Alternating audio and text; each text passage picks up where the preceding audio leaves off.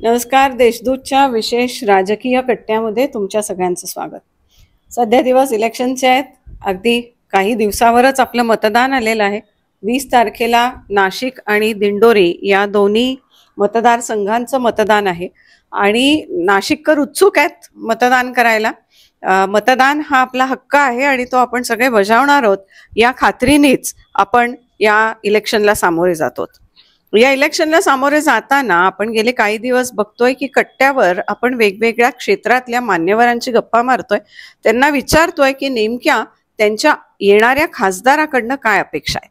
आपण कुठल्याही एका खासदाराला निवडून देणार आहोत आणि जो खासदार आपण निवडून देणार आहोत त्याच्याकडनं आपल्या काय अपेक्षा आहे की त्या क्षेत्रासंदर्भात नाशिकसाठी म्हणून त्यांनी काय करावं. आज आपण बोलतोय ते हे रिअल इस्टेट आणि बांधकाम क्षेत्राविषयी. आपल्या बरोबर आहेत क्रीडाई या संस्थेचे 2 पदाधिकारी. आपल्या बरोबर आहेत अनिल आहेर, हे जॉईंट सेक्रेटरी आहेत क्रीडाई नाशिक मेट्रोचे. आणि आपल्या बरोबर आहेत अंजन बलोदिया, हे ईसी मेंबर आहेत, मॅनेजिंग कमिटी मेंबर आहेत क्रीडाई नाशिक मेट्रोचे.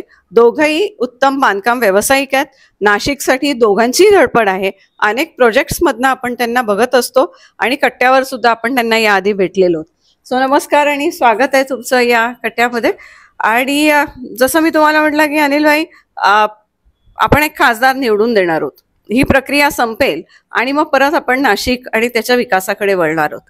एक बांधकाम व्यावसायिक म्हणून तुमच्या काय अपेक्षा आहेत की तुमच्या क्षेत्राबद्दल काय असं म्हणाल की या खासदारांनी केंद्रीय प्रशासनाकडे, केंद्रीय शासनाकडे काय पोचवावं किंवा कुठला प्रश्न मांडावा आणि त्याच्यावर तोडगा काढून आणावा. धन्यवाद मॅडम. मला तर वाटतं की हे जे काही आता आपण लोकप्रतिनिधी खासदार म्हणून ज्यांना निवडून देणार आहोत मॅडम, त्यांचा खूप मोठा रोल आणि महत्त्वाची भूमिका असते त्या शहराच्या विकासामध्ये.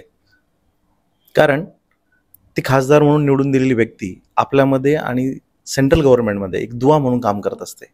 आपल्या शहरामध्ये त्या ठिकाणी कोणती गोष्ट घडली पाहिजे, सेंट्रल गव्हर्नमेंटच्या माध्यमातून कोणत्या प्रकारचा विकास आपण करून घेऊ शकतो, तर ते खासदार हे खूप चांगलं माध्यम असतं. तर आपले ते लोकप्रतिनिधी तिथे मांडतील. परंतु मला असं वाटतं की बांधकाम व्यावसायिक म्हणून काम करताना नाशिकमध्ये सध्या आमच्या व्यवसायासमोर जर काही संकट असेल जे आपण सेंट्रलच्या दरबारी मांडायची आमची इच्छा आहे की शासनाने काही दिवसांपूर्वी सेंट्रल गव्हर्नमेंटने GST लागू केलेला आहे. त्या GSTमध्ये अजून सुसूत्रता आणणं खूप गरजेचं आहे. सुसूत्रता म्हणजे काय की त्याचं त्यांनी जे काही स्लॅब्स आम्हाला मटेरियल पर्चेसिंग करताना दिलेले आहेत, काही ॲटम्सवरती, काही मालावरती 5% GST असेल, 12% GST असेल, 18% GST, तो 28% आहे. हा जो 28%पर्यंतचा GST हा 18% आणता येईल का? 18%चा GST हा 12%वरती आणता येईल का? आणि 12%चा GST 5%वरती आणता येईल का? असं जर झालं तर त्याच्यातनं आम्ही बांधकाम व्यावसायिक एक कमीत कमी कॉस्टमध्ये चांगल्यात चांगलं घर देण्याचा प्रयत्न करू आणि त्याचा निश्चित फायदा नाशिककरांना नव्हे, सगळ्या भारतवासियांना कमी दरामध्ये, अल्प दरामध्ये किंवा रिझनेबल रेटमध्ये घर मिळण्याला फायदा होईल. आणि ह्या माध्यमातून मोदीजींचं जे स्वप्न आहे किंवा जे आपले पंतप्रधान आहेत त्यांचं स्वप्न देखील पूर्ण होईल. GSTचा हा खूप मोठा प्रश्न आहे. बऱ्याच ठिकाणी GSTचा उल्लेख येतो. बांधकाम व्यवसायात सुद्धा वेगवेगळ्या स्लॅब्स मधल्या असलेल्या GST आहेत आणि या व्यावसायिकांचं असं म्हणणं आहे की या GSTच्या प्रणालीमध्ये सुसूत्रता ही निश्चितच गरजेची आहे. अंजन भाई, तुम्ही काय सांगाल की जसं तुम्ही म्हणताय की नाशिकचा विकास व्हायला पाहिजे आणि नाशिकच्या विकासात नेहमीच बांधकाम व्यावसायिक हे खूप मोठा रोल प्ले करतात. ते करत असताना की नाशिककडे बघताना अजून नाशिकमध्ये असं काय व्हावं की जेणेकरून आपण नाशिक एक चांगलं शहर, एक राहण्यालागत शहर जिथे लोक येऊन इन्वेस्ट करू शकतील असं तुम्हाला वाटतं? धन्यवाद मैडम. नासिक की अगर बात करें तो नासिक में टूरिज़्म डेवलप और अच्छी तरह से होना चाहिए. अपना इधर नेचर काफ़ी अच्छा है और वो हिसाब से जो टूरिज़्म डेवलप होना चाहिए उतना नहीं है. तो अच्छे कुछ टूरिज़्म रिलेटेड प्रोजेक्ट आए जिससे नासिक का इकोनॉमी और अच्छा बढ़ सकता है. दूसरा, कनेक्टिविटी की हम लोग बात करें तो रेलवे कनेक्टिविटी जो नासिक पुणे रेलवे का जो मंजूरी सेंट्रल गवर्नमेंट में से हुआ है लेकिन उसका काम अभी चालू नहीं हुआ है और जल्दी से जल्दी चालू करके अगर वो नासिक पुणे रेलवे से कनेक्ट हो गया तो भी नासिक को एक इकोनॉमिकली उसका काफ़ी अच्छा बेनिफिट होगा. उसके बाद जो अपना लोकल कसारा तक लोकल जो ट्रेन आ रही है वो काफ़ी टाइम से चल रहा है कि वो नासिक रोड तक आनी चाहिए.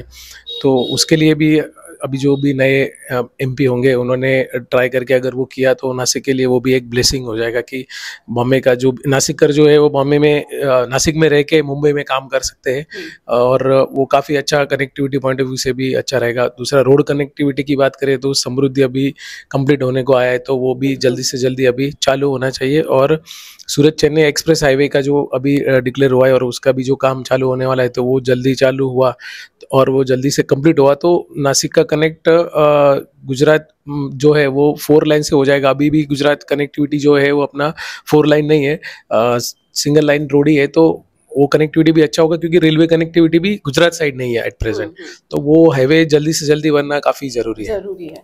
तो बेसिकली इंफ्रास्ट्रक्चर की बातें हैं जो होनी चाहिए, जैसे आपने कहा कि गुजरात की तरफ और मुंबई की तरफ दोनों तरफ connectivity, whether it is railway या रोड, इसकी कनेक्टिविटी अच्छी हो गई तो उसका बूस्ट नासिक सिटी को डेफिनेटली मिलेगा। और वो बूस्ट अगर मिलता है तो पूरा जो एक एंटरप्रेन्योरियल और जो प्रोफेशनल एनवायरनमेंट है नासिक का वो डेफिनेटली बदलेगा। आप ये भी कह रहे थे कि टूरिज्म के हिसाब से कुछ होना चाहिए। टूरिज्म के हिसाब से जैसे इगतपुरी है, सुरगाना है, वहाँ पर नेचर काफ़ी अच्छा है। वहाँ पर गवर्नमेंट ने कुछ स्कीम देके कुछ अच्छे एडवेंचर पार्क हो गया जैसे इगतपुरी में कर सकते हैं, तो ऐसा कुछ अच्छे प्रोजेक्ट आए तो उससे टूरिज्म काफ़ी बूस्ट होगा। अच्छे रिजॉर्ट आने चाहिए क्योंकि बॉम्बे से अभी मुंबई से इगतपुरी हार्डली मतलब एक घंटे में ही पहुंच जाएंगे, तो वो जैसे लोनावाला खंडाला का डेवलपमेंट हुआ टूरिज्म पॉइंट ऑफ व्यू से और काफ़ी उधर अच्छा टूरिज्म इनकम अच्छा है, तो ऐसा इगतपुरी में हो सकता है। तो उसके लिए भी आने वाले जो एमपी है उन्होंने अच्छा ट्राई किया तो वो काफ़ी अच्छा उधर का इकोनॉमी अच्छा बूस्ट हो सकता है। मला टुरिझममध्ये मॅडम असं सांगायचं आहे, टुरिझममध्ये तुम्ही मुद्दा घेतला म्हणून मी बोलतो की जसं त्यांनी सरदार वल्लभभाई पटेल यांचं स्टॅच्यू ऑफ युनिटी केलेलं आहे तसं नाशिकमध्ये आपण करू शकतो। नाशिकमध्ये आपल्याकडे योगायोगाने प्रभू रामचंद्रांची आपली भूमी आहे, असं आपण काही भव्यदिव्य रामचंद्रांच्या बाबतीत नाही करू शकत का? तर आपण जरूर करू शकतो, आणि तसं काही जर आपण केलं तर ते लोकांसाठी नवीन असेल आणि मग ते बघण्यासाठी लोक येतील। त्याच गोष्टी बघण्यासाठी येणारा वर्ग कमी आहे, तिकडे का वाढलेत की बघा काहीतरी नवीन तुम्ही केलंय ते बघण्यासाठी लोक येऊ शकतात। आणि प्रभू रामचंद्रांचं जर आपण काही करू शकलो आणि मग ते बघण्यासाठी नाशिकच्या दिशेने सगळे लोक यायला सुरुवात करतील, त्यामुळे टुरिझम वाढेल आणि आपली इकॉनॉमी 100% त्याच्यामध्ये ग्रोथ होईल असं मला वाटतंय। टुरिझम इकॉनॉमी हा एक भाग आहे, आणि तुम्ही मगाशी जे म्हणत होतात की नाशिकचं पर कॅपिटा इन्कम वाढलं पाहिजे आणि त्याच्यासाठी नाशिकामध्ये उत्तम रोजगार निर्मिती ही झाली पाहिजे याबाबत, आणि ती अर्थातच बांधकाम व्यवसायाशी निगडीत असू शकते, तर याबाबत तुमच्या काय अपेक्षा आहेत? मॅडम, जनरली काय होतं की आपल्या शहरामध्ये आता भरपूर नागरिकांना जे काही आपले 25 लाखापर्यंत जे आपली लोकसंख्या आहे याच्यामध्ये सर्वांना रोजगार आहे, पण तो जो रोजगार आहे त्याचं जे काही त्या व्यक्तीचं जे काही उत्पन्न आहे ते अत्यल्प उत्पन्न आहे। मग त्या अत्यल्प उत्पन्नाच्या घटकांवरती म्हणजे त्याच्यातच घर चालत नाही तर बाकीच्या गोष्टी होत नाही। मग आपल्याकडे जर चांगल्या मोठे उद्योग आले, चांगले उद्योग आले की जेणेकरून आपल्या शहराचं म्हणजे प्रदूषणही शहरात वाढणार नाही, परंतु आपल्या मुलांना चांगल्या नोकऱ्या इथं लागतील, मग हे मुलं आपल्याकडे खूप टॅलेंट आहे शहरामध्ये आणि आपल्या शहरातले टॅलेंटेड मुलं सर्व्हिस करण्यासाठी पुण्यात जातात, बँगलोरला जातात, हैदराबादला जातात। ते का तिकडे जातात ना याचा अभ्यास येणाऱ्या एमपीनी करावा, एमपी सरांनी करावा, आणि मग ही जी मुलं आपल्या तिकडे जात आहेत त्याचं कारण आहे की त्यांना आपल्याकडे रोजगारच नाही आहे। रोजगार आहेत, 25,000चा पगार तो करत नाही, तेच विद्यार्थी जर बँगलोरला गेला, हैदराबादला गेला, तिकडे लाख रुपये पगार मिळतो। मग अशी प्रकारची जर पगार देणारी जर कारखाने किंवा संस्था किंवा यंत्रणा किंवा IT प्रकल्प जर नाशिकमध्ये आले तर त्याचा फायदा त्या पर कॅपिटल इन्कम वरती वाढेल आणि नाशिककरांचं जर उत्पन्न वाढलं तर निश्चितच सर्वांचा व्यवसाय त्याच्यामुळे तेजीत येईल। पर कॅपिटा इन्कम वाढला पाहिजे अशी अपेक्षा आहे, आणि त्याच्यासाठी नोकरीच्या संधी म्हणजे उत्तम नोकरीच्या संधी, जसे आपल्याकडे आता कॉलेजेस खूप झालेले आहेत, विद्यार्थी खूप बाहेर पडतात, पण आपले विद्यार्थी हे बाहेर नोकरीनिमित्त जातात, त्यांना आपण जर का नाशिकमध्ये ठेवू शकलो तर तुमचं असं म्हणणं आहे की निश्चितच सगळ्याच इकॉनॉमीला त्याचा चांगला परिणाम होऊ शकतो। हो ना, म्हणजे मॅडम मला असं वाटतं की ह्या मुलांना त्यांचं BE झाल्यानंतर, त्यांनी मास्टर्स कंप्लीट केल्यानंतर त्यांना काय नोकरी पाहिजे, कशा स्वरूपाची नोकरी पाहिजे आपण त्यांना विचारलं पाहिजे. त्यांच्या गरजा आपल्याला शहर पूर्ण करू शकत नाहीये म्हणून ही मुलं नाईलाज असतो बाहेर जात आहेत. प्रत्येकाला आईवडिलांबरोबर राहायचंय, फॅमिली बरोबर राहायचंय. दोन गोष्टी घडतात की आईवडिलांना सोडून नोकरी करावी लागते आणि शहर तुटतं. शहरापासून तो मुलगा, तो विद्यार्थी, ती विद्यार्थिनी दूर जाते आणि पुन्हा ही मुलं नाशिकमध्ये येत नाही. कारण त्यांना मग काय होतं की एक गॅप झाला की तो गॅप कायम स्वरूपाचा मेंटेन होतो. त्यामुळे जे काही MP यानंतर आपण नियुक्त करून देऊ की सेंट्रल गव्हर्नमेंटच्या माध्यमातून असेल तर चांगलं रोजगार निर्मिती देणारं शहर नाशिक असावं असं मला वाटतंय. डेफिनेटली. आणि हे सगळं होत असताना मगाशी आपण बोलत होतो, तुम्ही दोघांनी एक विषय काढला तो म्हणजे सबसिडीचा काढला की आवास योजना जी पूर्वी चालत होती आणि आता काही काळापुरती ती बंद केली. तर बांधकाम व्यावसायिकांची भूमिका काय या आवास योजनेबाबत? मैडम अभी इससे पहले जो पंतप्रधान आवास योजना जो थी उसमें जो भी फर्स्ट टाइम होम बायर है उनको 2,65,000 का गवर्नमेंट की तरफ से सब्सिडी मिल रहा था, जो अभी पिछले 2-2.5 साल से बंद हो गया है. जो PM साहब का जो सपना है कि सबका अपना घर होना चाहिए, तो उसके लिए वो काफ़ी ज़रूरी है. सेंट्रल गवर्नमेंट ने वो स्कीम वापस चालू करनी चाहिए. जो फर्स्ट टाइम होम बायर है उनके लिए पहला घर लेना थोड़ा डिफिकल्ट रहता है. आज कॉस्ट भी बढ़ गए, लैंड प्राइस काफ़ी बढ़ गए हैं. तो वो जो 2,65,000 था वो कम से कम 3.5-4 लाख तक करके अगर वो सेंट्रल गवर्नमेंट वो स्कीम वापस लाती है तो उससे जो फर्स्ट टाइम होम बायर है उनको काफ़ी बेनिफिट होगा. और पिछली बार भी काफ़ी लोगों ने उसका बेनिफिट लेके बहुत सारे लोगों ने घर परचेस किए. तो आगे भी वो लोग काफी ले सकते हैं जिनके बहुत सारे लोगों के अभी घर नहीं है. उनके वो अभी वेट कर रहे हैं कि ये स्कीम कब चालू होगी और हम लोग उसका बेनिफिट लेके फ्लैट ले.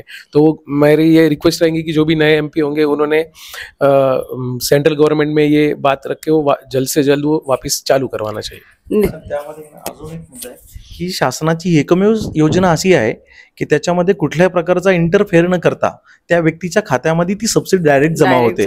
म्हणजे ही खूप चांगली संकल्पना सेंट्रल गव्हर्नमेंटने लाभवलेली होती आणि याचा डायरेक्ट इम्पॅक्ट आणि इफेक्ट त्या लाभार्थ्याला मिळत होता. तर ह्या अशा प्रकारच्या चांगल्या योजना आपण चालू केल्या पाहिजेत आणि त्याचा जास्तीत जास्त लोकांना फायदा होईल असं मला वाटतं. निश्चितच अपेक्षा खूप साधी सोपी आहे की जे कोणी आपले खासदार आहेत यांनी केंद्र शासन आणि आपले इथले उद्योग व्यवसाय किंवा इथली लोक त्यांच्या गरजा याच्यामधल्या दुवा असण्याचं काम करावं. जे काय प्रश्न आहेत ते पार्लमेंटमध्ये मांडावेत, त्या मिनिस्ट्रींकडे त्याचा पाठपुरावा करावा आणि नाशिकसाठी म्हणून जे काय आवश्यक आहे, मग ते टुरिझम असो, रोजगार निर्मिती असो, नाशिकचा पर कॅपिटा इन्कम वाढवण्याचे प्रयत्न असो किंवा नाशिकमध्ये एकंदरीतच व्यवसाय वृद्धी असो, या कनेक्टिव्हिटी असो की जसं तुम्ही म्हणताय की नाशिक पुणे, नाशिक मुंबई आणि नाशिक गुजरातची कनेक्टिव्हिटी असो, हे सगळं जर का झालं तर एकंदरीत नाशिकच्या इकॉनॉमीवर चांगला परिणाम मिळेल आणि नाशिकच्या ग्रोथला एक बूस्ट मिळेल, एक मोमेंटम मिळेल. ही अपेक्षा आहे. ही आपल्या खासदारांना जे कोणी असतील आपण निवडून देणार आहोत त्यांच्यापुढे निश्चितच मांडूयात आणि त्यांच्या मार्फत हे आपण पुढे केंद्र शासनाकडे या जातील आणि त्याचा पाठपुरावा निश्चितच होईल अशी आपण अपेक्षा करूयात. तुम्ही दोघं जण इथे उपस्थित झालात आणि तुमच्या क्षेत्राच्या अपेक्षा या मांडल्यात त्याबद्दल धन्यवाद. थँक्यू.